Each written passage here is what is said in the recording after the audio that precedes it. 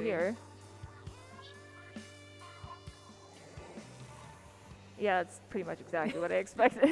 So we have a K-Pro on the side of the Crusty crew. Yeah. 96. Both teams are double armor, which is interesting to see. Yeah, I'm actually not surprised by that at all. I know Roundy to be playing mostly armor weapons, and of course Popgun and playing the Sea Hydra. But the Gal is actually the thing that surprises me the most. Try is obviously a really no weapon here. Yeah. So the 96, I'm just okay. Yeah. You know what? Sure. 96 is a good main weapon. So. Take the kit and get the double armor. Absolutely. So they're not really countering each other by having that, I guess. No. Of course, now we're seeing a bit of a stalemate. It's a lot of back and forth here right now. Randy just going to be building up another armor to try and reapproach this zone here. Both teams kind of just sitting around the 80 range, not really getting any major leads on each other. A lot of man advantage or points. Now they're going to be pushing up on this left side here on this cushion, getting away from this 1v1, getting out with the pick onto TCC, and getting Magic as well. Go. Always fun to see a Tetra just going in. Yeah, now she's going to go right for the base. She does not want them to leave. This is when they are going to start getting points and accumulating a lead here. And with Ali sharking here, it's definitely going to be causing some problems. But EP actually getting the pick on her before she can do too much. With just Roundy and Popgun watching the zone, though, they are going to have to fight for that recap, but they do get it. They do have an armor ready to push back in, too. Oh, cool. And they have a Booyah Bomb. They're sitting on that. So EP's going to be moving up on this right side here. They definitely want to be getting some turf control. Unfortunately, with the Gal and the try going down right away, that's going to be two of their best leaders on that comp. So EP's going to have to back off here. Unfortunately, catching himself in a 2v1 with Roundy and I believe Magic. So that's going to be unfortunate. There's no way to get out of that alive. I think the best you could probably get is a trade. Magic moving up into the base here. Ali on that right side. Too. Oh yeah, they're moving up far. They do not. They do not want to give them any sort of a give here. And honestly, it's a really good position when you get multiple members down like that. Looking like Ali got a trade there on the zap, and the 96 just getting picked off. They are going to be capping over that Booyah, and it's just going to be a bit of a mad dash for EP to get this pick on Magic here. Unfortunately, I think that couldn't have been a trade for them. It's really bad for them to get that right now. And with TCC just fighting for the zone, I am just calling them by their tag right now. My bad. Magic is going to eventually get that tap. This is so confusing. They're both called Magic in the lobby. Roundy there. Honestly, Roundy getting these cleanup kills, it's amazing. Just tapping people, trying to pick up the other members of Cornfield Yakuza. So he's doing a great job on finding those people and supporting his other team members. Absolutely. He's going to have that armor at the ready, but of course I believe he's going to wait for Ali to come back in and make perfect use of that. It would be odd to armor without the Tetra. Yeah, that's definitely who needs it. Sometimes you do it without, but of course, since if you're going to be planning on sharking, obviously the armor is going to hinder that a little bit. So it is smart if they're trying to push back in to have Ali at the ready. Yeah, absolutely. EP getting caught out on his shark, unfortunately, and getting picked off. So close to Booyah, too. Yeah, it was really unfortunate. He almost got out of that alive. But I think he may have gotten shredded anyway since Popgun was right there, I think, waiting for him. Magic going to be caught up with that and getting the trade on 0003. It's kind of going to play a bit like a stalemate right now. Of course, Cornfield Yakuza is going to try and go for the knockout or at least extend their lead here. And EP is just going to stand back and wait for his teammates to come in. Popping that Booyah onto the zone. We don't have any other specials that they are popping on it right now, so this might not even lead to a full cap on the zone, and I don't believe it will since they're losing members. Yeah, and the mines from the Hydra really help them just keep that zone. Yeah, jumping out, he's going to have to recoup, and they don't really have many opportunities left, especially with two of their best painters down right now. And of course, Popgun's finding him and Ali cleaning up the kill, moving up into the base, and that's going to be a knockout, I believe, for Cornfield Yakuza. Very convincing game for Cornfield Yakuza. There was a lot of good back and forth there. There was. And of course, if the Crusty crew wasn't currently aware of how Cornfield Yakuza plays, I think this is going to be the point where they start trying to figure out how to counter that, because if they make the assumption that they're going to play like this the entire time, they're definitely going to be able to adapt a little bit there. Yeah, and getting 10 armors on a Tetra player just kind of lets them go in quite a bit. Yeah, it definitely allows Ali to just literally hold forward quite a bit. Not saying that she's a hold forward player. No, it's just but that if you're armored with Tetras, you can a little. You can just roll forward and at least come out with a trade at the very least. Like even somebody who's completely ready for you, isn't going to be able to deal with you. Not fast enough. Yeah, especially if you have somebody like Roundy behind you dealing with it. And, you know, Roundy has been doing an amazing job so far at cleaning up these kills. And they were doing a great job just making sure there was always 2 people applying pressure when they were going in. Exactly. And even if one of his teammates got picked off, he was sort of there to just clean up. Yeah, clean up. Exactly. Just get the finish off on that one player. So honestly, shout outs to Roundy for just being a fantastic support. Exactly. Just if you don't know how to play junior in the optimal way, watch what Roundy's doing because he's doing it super, super, super well. So we're going actually right now into tower control on Inkblot Art Academy. Don't expect the comp on Cornfield Yakuza to change very much at all. Oh, we're seeing a Nautilus. Yeah, Popgun going the aggro route. And the Carbon. I lied, guys. I'm sorry. Allie's going to be playing Orange Zap. How dare you write one trick Tetra on this piece of paper? How dare you, Allie? I should have known better. Anyway, this comp honestly is kind of crazy, especially for tower control. It's really form fit for this one. Of course, Magic's going to play GG under the sledge here and afford to get caught out by map EG. Is just absolutely disgusting. Oh yeah, I totally agree. Now you can just sit under ledges and just say, haha, I win. Really nice pick from Allie there, stalling as the rest of her teammates were down. Yeah, it's going to be a lot of 2v2s. It's looking like the beginning of the Macamart game as well, where they were just sort of getting fights and not a lot of points on each other. So we just kind of got to wait for one of the teams to sort of win this long con kind of fight they're doing right now. Yeah, absolutely. Of course, one of these teams popping armor. That's going to be... oh my gosh, I'm so confused when there's another Magic on the screen. It does get a little complicated. The Crusty crew is going to be popping armor. And unfortunately, it's just another 2v2 again. They just keep getting these little cleanups, and it just feels like just a bunch of trades where, you know, even if one person gets the pick, the other person cleans them off. And looking like they're just going to say, you know what, forget about the fight. We're just going to push up and make you deal with it. And now you have to fight us. You can't stand back and get your specials anymore. Ali going to move up onto this top left here. Pick the fight with a try. Has to back off a little bit. They do have that armor, so they do have the upper hand. So it's smart of Ali to back off there just for the time being. They are going to probably try and burn through this check and then let that tower breathe for a second there. Oh, Popgun. No. This is one tech. Oh, they got it. Okay.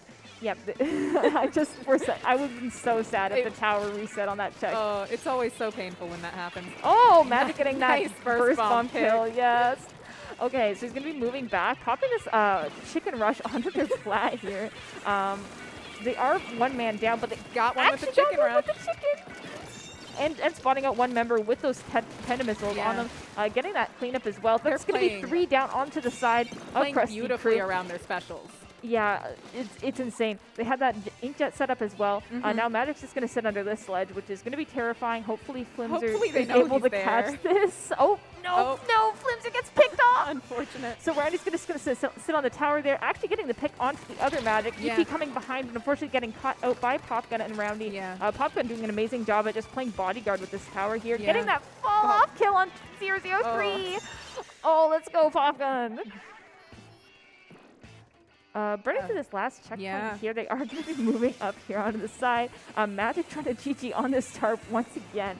Magic just playing real sneaky, real rat-like. Magic, what the heck?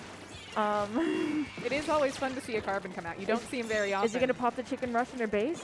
Pop the chicken rush in their base. Come on, Magic. Come on. For me. Come on. I'm waiting. Oh. Come on, chicken him. Magic, I'm so disappointed. He died. No chicken rush. But it looks like that might be game that might be game. Oh, no, they got wiped out one. That's a great opportunity for the Crusty crew to try and make a comeback out of this. Oh my gosh. Is this going to be some sort of like Purdue curse where they push the tower to 1? It could be. Yeah, I mean, come on, Crusty crew. Knock it out. They have double missiles ready. And as I say that, their zap goes down. Oh, Nautilus from Popgun popping up on the side here. Unfortunately, not getting that pick on Magic right away, but is able to clean that up. Yeah, Magic dropping on a Popgun there and getting picked off. And 3 down on the side of Crusty crew. I think that's just a bit of a delayed wipe there. I think that Capo is just coming out of spawn. Popgun going to pop. Oh, they're getting the pick on the Magic. Great inkjet from Popgun, just applying a ton of pressure. Yeah, I think they definitely want to go for this knockout here. They want to finish it off. They don't want to give Crusty crew any opportunity to win here. Yeah. Really beautiful coordination of specials. Yeah. feels like Cornfield Yakuza is getting some momentum here so far in the set. Yeah, like this was a much quicker game, or at least they were playing much more fast-paced than they were. I mean, if you have 2 Zaps, the Nautilus, and a Carbon, what's going to slow you down? You have a point. I think definitely their team was very aggressive and it wasn't focused on the defense so much. Yeah. So it really allowed them to push up really hard. I just don't think in that specific set of circumstances that Crusty Crew's 1 armor being a tri-slosher is unfortunate against a Carbon. Usually it can keep up okay, but against a Carbon it just... Yeah, because you kind of have to play that one a little bit more aggressively than some other armor weapons. So yeah, and you just get out less armors, and armor just kills Carbon. Yep. So we are seeing this awesome replay of what happened during the set there. The beautiful burst pump kill. Yep, after that push to 1 and then getting stopped, and then here, right. Here's where they get full that white. Great stop. I'm just like, I'm still amazed looking back at it. I was just like, oh my gosh, is this going to happen again? Is this going to happen? Is this what happens at LAN now? We're just going to push the tower to 1 and then push the tower to 1, and then the other team somehow makes a miracle comeback if you're not lucky. Yeah, exactly. I just noticed Cornfield Yakuza's logo, and is that what is it? Rowlet with a gun. Oh, with a gun! I was like, is that a spoon that's bent with a thing on it? I don't know. I think that's a gun. It's a gun. It's a Rowlet with a gun. Rowlet's here to threaten you.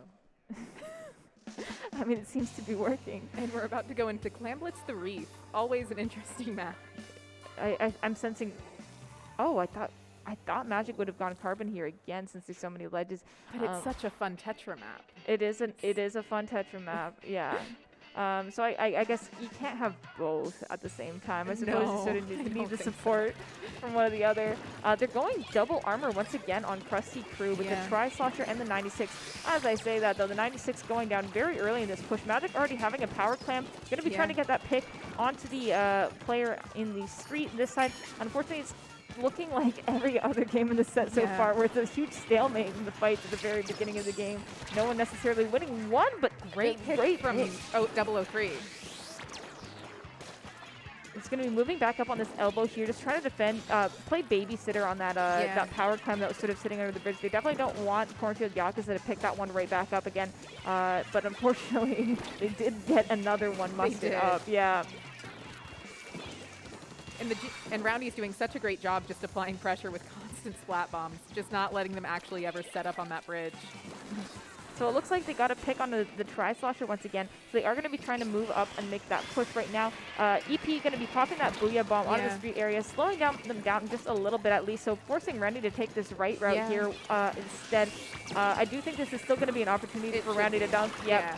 And they're still getting picks. I believe they're taking this fight up on the car here. Roundy. This map is always rough. Getting the choke on the clam throw right under the basket. They popped another armor, and they're just going to be able to keep this going for a little bit longer, it looks like. Yeah, and 27 in the first couple minutes of the game is pretty threatening. An incredible opening push, really. Yeah, for a first push, that's going to be quite a bit, and a lot for Crusty Crew to deal with, of course. But Crusty Crew has popped an armor to try and push in with, though. On a different side of the coin, though, they do have a lot of penalty that they have to deal with now. Yeah. It'll be harder to knock out. Tri-Slosher gets the junior. Looks like they're trying to set up for a pretty solid push here, but their 96 gal goes down. Yeah, it looks like they're just trying to build up a lot of map here and just getting their specials back, of course. A couple of members going down, unfortunately, just like right as they got their special. So Magic's going to be building another power clam here, which is in itself going to be a bit of a threat to them just by them having it. When you're trying to build up a push and the other team has a power clam, that means you can't really let your guard down as far as guarding your own basket. And so when you only have two members up like they do right now, they really have to stay back. Even then, they do get that dunk on the clam, but they did get the pick on a Magic and Pop Gun. Yeah. Because if Pop Gun had managed to set up at their car, that would have been a problem for them. Yeah, massively. Ali playing the short game on the wall. Oh, we moved right off of the camera. She was about to splash down. I don't know what happened. It doesn't look like anyone went down to the splashdown. Yeah, I think they had just armored as well. So, looks like we're going to see a push here from the Crusty Crew. Yeah, actually finally getting the first push of the game, 3 minutes, and they do have a decent amount of clams right now, and with 2 members of Cornfield Yakuza down and getting the pick on Popkin as well, it's just going to be the Try-Left, who's unfortunately in the base. He's probably going to jump into that car area, but unfortunately, with his teammates going down and getting traded, no! That is so unfortunate. It's just sort of that panic in the situation when you're trying to back out and you just go, oh no, oh no, oh no, oh no, and then just can't do anything about it until it's too late. Especially with suction bombs. They have like way softer audio cues than a lot of other bombs in the game. Magic going to be sitting here just waiting to pop these missiles on as many people as possible, opting to pick the people on stairs. They're going to be popping that armor, but unfortunately that's still not going to stop Brownie from getting this dunk onto the basket. Ali going down. They get a couple points. Oh, yeah, they extended their lead a little bit here, but Popgun has to back off. Definitely a smart idea for Popgun to back off here. Going to be trying to keep control of the bridge from where he's sitting, which is, like, honestly the smart decision here. Crusty Crew obviously needs to find some sort of way in around Popgun. They either need to take him out or dislodge him. Otherwise, they're not going to be able to make any sort of push that's going to matter at this point in the game. Absolutely. And we're getting yet a further extension of the lead by Roundy there. Yeah, there's two sides of this coin, though, because on one hand, they could extend their lead, they could get a knockout, but at the same time, they're putting themselves at risk of going down like they just did, and now they've given them another pity clam for the Crusty Crew to use. They're going to have 3 pities to try and go in with. Yeah, the only thing, like I said before, though, they do have to get rid of Popgun if they want to make any use of them, and with a big target on your back of being a power clam that anyone can see from the map, you can't really be sneaky about it. Speaking of sneaky, Ali just comes in from that wall, getting a pick on one. Can she get the other? Looks like it. Can she make that 3? Are we get 3? Oh, splash. Beautiful cancel from the 96 gal there. Yeah. And honestly, as a 96 gal player, that is a terrifying moment when you're like in the range of a splashdown and you don't know if your RNG is going to let you live or not. Yeah, I play junior a lot, so splashdown canceling is just a rare occurrence. Yeah. So it is overtime. They're going to have to start making moves soon. Of course, Cornfield Yakuza is going to try and hold control of this bridge here. And it's just the 96. It's just Magic. He's going to get marked. He does get the dunk. That gets them more time, but it is just going to be the Tri-Slash who has to move all the way across the map. Roundy is going to defend this area with his life. Yeah. I mean, they're just not going to be able to get across the bridge here. Yeah. No, not in time. Really unfortunate, but a very good effort from the Crusty Crew there. Absolutely. And a beautiful coordination out of Cornfield Yakuza again. Yeah, no, they've been trying really hard for this, and it shows. They have comps for like every map in the game.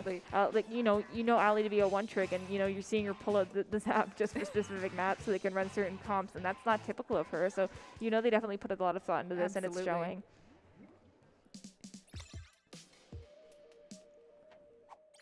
Oh, ooh, you see the audience. Yeah, really cool to get to see Tetra and Custom Hydra gameplay. You don't see either of those weapons a ton. It feels like a little bit of a time capsule. Yeah, I'm not going to lie. Honestly, though, I haven't seen anything from Crusty Crew yet, but now I'm looking forward to seeing a bit more of them. Yeah, absolutely. Like, their comps were definitely interesting, and it's another... Lots of mid-range weapons. Yeah, a lot of mid-range weapons, a lot of support players in these two comps. You're seeing like multiple armors from both teams. You would think just by looking at these comps alone that it would be a really close fight. Or at least a very stalematey fight for longer. Yeah, and I mean, to be fair, there was a lot of stalemate in the beginning of those games. At the start of the match. It's gonna slow things down a little bit. Quite a bit, and yeah, it's exactly what happened. Yeah. I will say, double zap with Carbon and Nautilus is just nasty as a comp. It is quite disgusting. After all, you're gonna have a lot of paint. You have more than enough paint. Yeah. Zaps are so self-sufficient in terms of being able to get picks. And that just allows Magic to have free reign to just go wherever he wants. And the Nautilus to have free reign to go wherever he wants. Yeah, so just playing GG under here. We're going back at this tower control game once again. It was a beautiful game. I feel like someone behind the casting desk is just trying to remind me of what happened yesterday. Getting that amazing splashdown cancel, of course. And 003 coming up here. We're just going back and forth. Y'all, what are you doing? Stop it. This is bullying. I'm being personally targeted. just really cool Tetra gameplay from Ali. You don't get to see it super often, and it's so fun when you do. I'm definitely looking forward to seeing more of her in this tournament. Absolutely. I believe that team, Cornfield Yakuza, I think they are seeded second for their pool. So if everything goes to seed, they should be in redemption as well. Yeah. So I'll likely be fighting her in Swiss later. I'm sorry that you have to fight the Tetra. I'm scared. Yeah. Any good Tetra player is always frightening. Yeah, they definitely are.